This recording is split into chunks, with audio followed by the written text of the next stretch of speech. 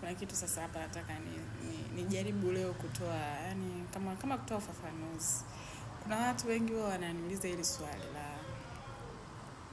je, naweza kumtoa director, yani nikisha sajili kampuni naweza nikafanya mabadiliko, labda niliweka address hii ya kampuni, sasa nataka kufanya mabadilisho kutoka kwenye address hii kuja kwenye address hii.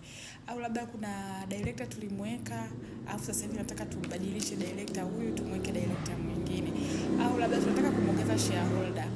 Au tunataka kumtoa huyu shareholder tumuingize shareholder mwingine. Jibu ni ndio. Hayo yote yanawezekana.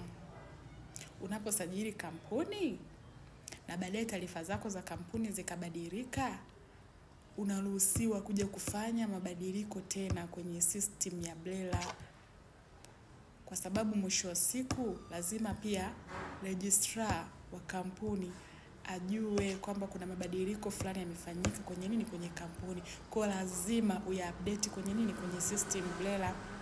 Kwa kama unataka kumuingiza shareholder mpya, utafanya utaratibu unaotakiwa. Kama unataka kumuingiza director mpya, utafanya utaratibu unaotakiwa. Kwa jibu ni ndio. Hayo yote yanawezekana kufanyika kwenye system ya BRELA. Kwa hiyo msiache, karibuni, itakusaidia kwa moyo safi na kwa upendo.